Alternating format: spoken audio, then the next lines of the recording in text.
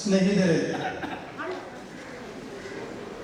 മുട്ടത്തിൽ കുടുംബത്തിൻ്റെ സന്തോഷത്തിൻ്റെയും ദൈവാനുഗ്രഹത്തിൻ്റെയും സുജനമാണ് ഇന്ന് രണ്ട് പ്രത്യേക കാര്യങ്ങളാണ് നടക്കുന്നത്.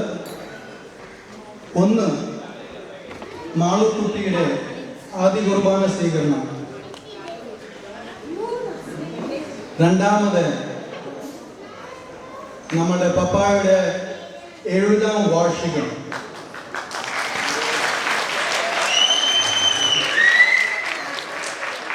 അഥവാ സപ്തതി.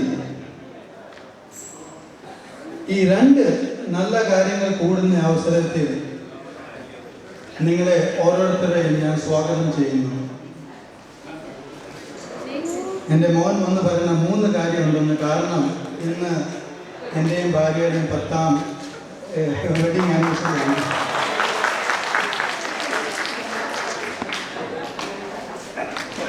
ഈശോയെ ആദ്യമായി സ്വീകരിക്കുന്ന ഈ കുഞ്ഞുമോൾക്ക് ദൈവാനുഗ്രഹം, സന്തോഷവും സമാധാനവും വിവേകവും അറിവും ആയുസ്സും ആരോഗ്യവും എല്ലാം ലഭിക്കട്ടെ എന്ന് നമ്മൾ ദൈവത്തോട് പ്രാർത്ഥിക്കാം.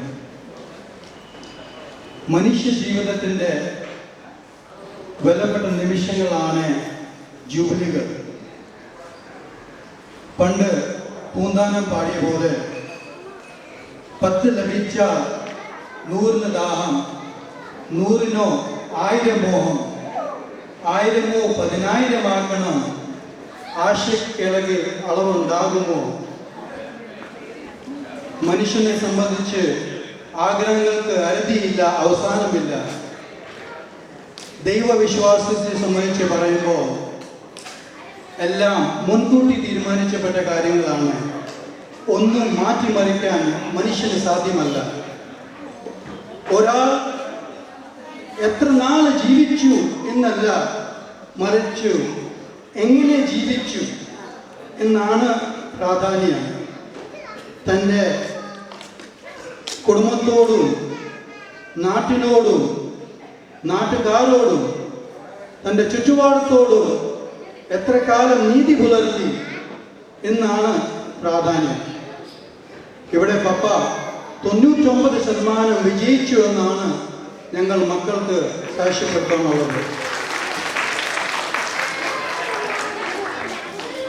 ഞങ്ങളുടെ ബാല്യ കൗമാര കാലഘട്ടത്തിലെല്ലാം തികഞ്ഞ ഉത്തരവാദിത്തോടെ പപ്പായും മമ്മിയും പെരുമാറിയത് കൊണ്ടാണ് ഞങ്ങൾക്ക് ജീവിത വിജയം കൈയൊഴിക്കാൻ സാധിച്ചത് എന്ന സത്യം ഞാനിവിടെ നന്ദിപൂർവ്വം സ്മരിക്കുന്നു.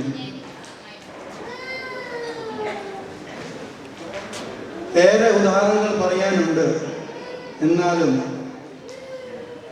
പല ജോലി സ്ഥലങ്ങൾ താമസിക്ക വഴി പല ഭാഷകളും സംസ്കാരങ്ങളും ഞങ്ങൾക്ക് പഠിക്കാനും മനസ്സിലാക്കാനും സാധിച്ചിട്ടുണ്ട്. ഈ മുട്ടത്തിലെ ലൂക്ക എന്ന വലിയ മനുഷ്യന്റെ മകനായി ജനിച്ചതിൽ എനിക്ക് അഭിമാനമുണ്ട്. I, on behalf of each and everyone, wish Papa a very happy birthday.